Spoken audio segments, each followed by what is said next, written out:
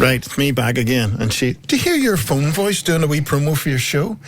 Just join me on U105, and I'm lovely, and I'm nice, and I have this written down, and that's why I can talk. Get away with that. Sitting doing that. You wish you had a voice. Your phone voice. Lovely Hello? as mine. Hello? Ah, Gaggy, what about you? You know. I'll see if the lady of the house is in. One of those ones you are. Hyacinth bucket. Where's my chair? Chair, hold on. There's no chair lined up. No, it doesn't matter. Carolyn wiped it, yes. I think. Fair play. Okay. Chair. You'll not get another chair in your... After the thing I heard you talking about, I have never heard the like of that in my life. Seriously.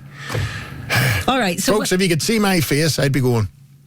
You'll be able to see it on Facebook later on. So whenever Pause first came out on TV, I mean, you're talking about coming from... I'm hyperventilating here. You're talking about coming from people who never had anything like this ever. I mean, stop trying to make excuses. Just tell people what you told me. Whenever Pause first came out on TV, me and my mum genuinely didn't know how it worked. We couldn't even get our brains around the fact that if you paused this, it was just the one programme. So we thought that it was holding up the rest of the programmes. My ma and my sister thought that when they paused the TV on Sky, they were pausing it for everybody. We thought it paused the news at 10. So there's a World Cup final, 20 million people in the UK maybe watching it.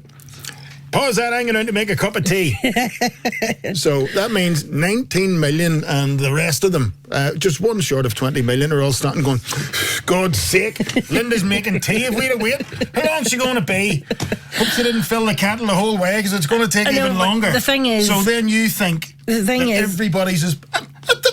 I mean, you've come off with some daft things in your time. But this has taken the whole packet of bourbon creams. But you're coming from a place of we had no idea how that worked. We actually looked down the side of the TV to see where the rest of the bit was paused was.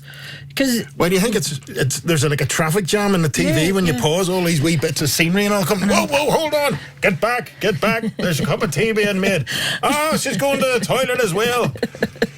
I know, you're coming from a place that, what is the latest invention that you haven't gotten to grips with? But hold on, you couldn't possibly think the TV could work like that somebody pausing it. We did.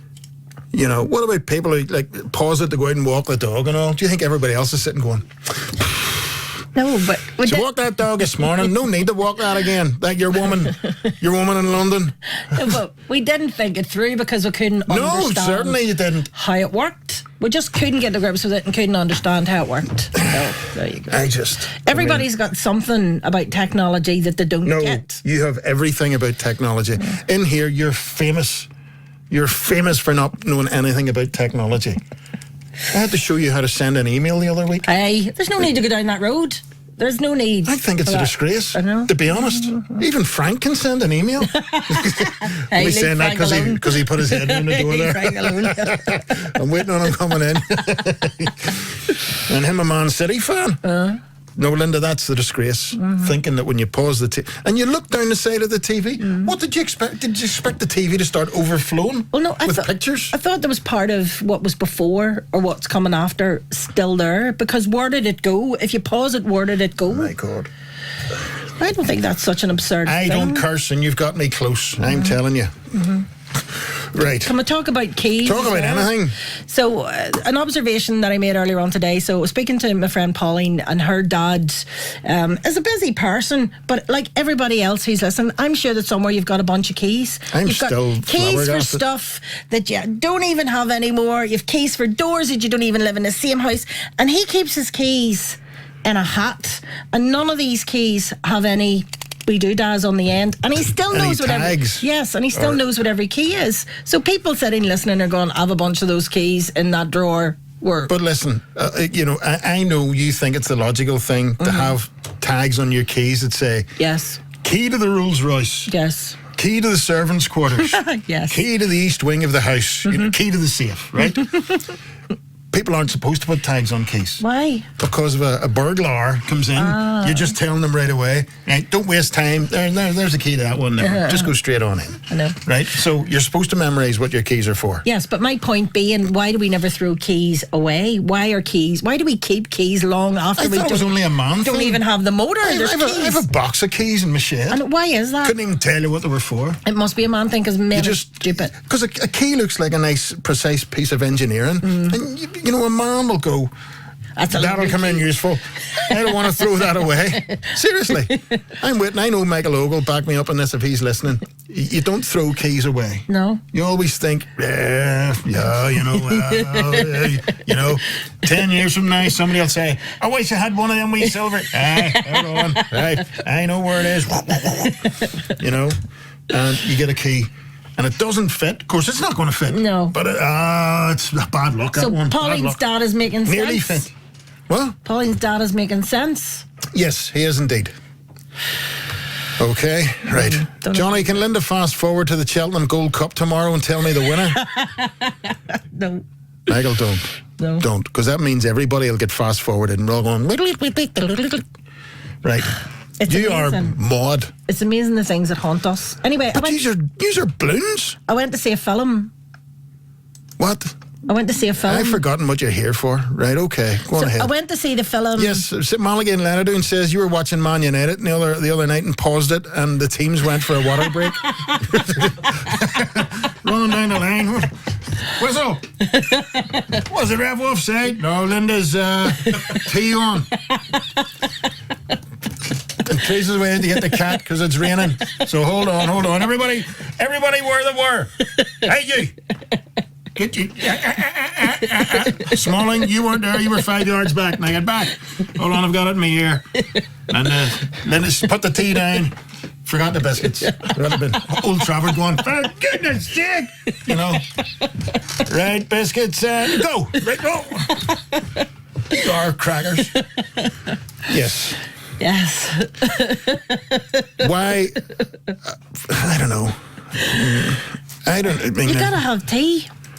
I know you've got to have tea, but why would you think everybody else's TV pauses? No, I didn't think what everybody else was doing. I just thought that while we paused it paused everywhere. Wouldn't that be a great secret weapon to have?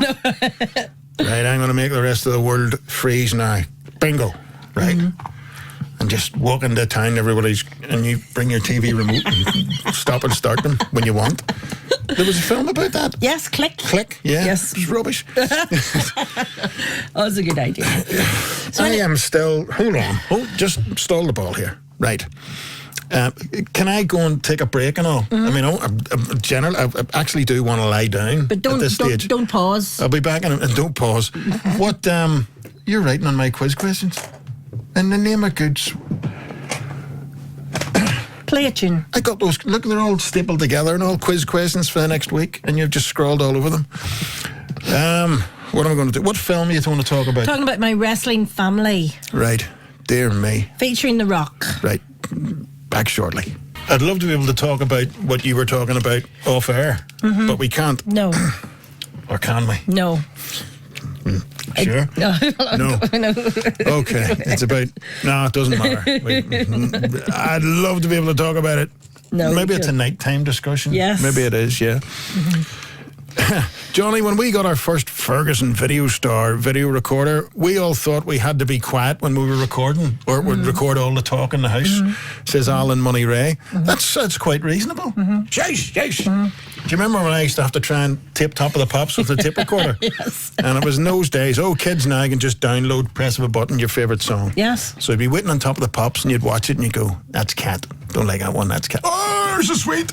And you run over with the tape recorder and the wee plastic microphone up to the speaker.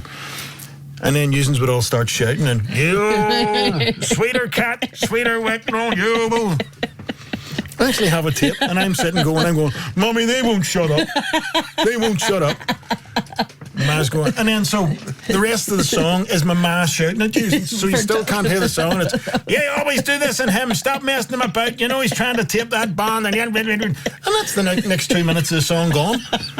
And you're going, all laughing. I know. It's amazing the way things have moved on. It is. It's great.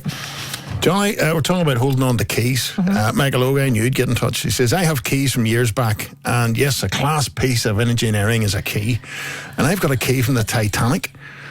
I wish I had one to open Linda's head to see what's inside. Michael, you need more keys because it's full of slamming doors.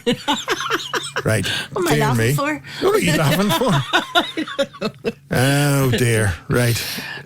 I just can't believe... I'd love to talk about that. No, how you couldn't do it. I don't think you could do it. It was about touching for somebody.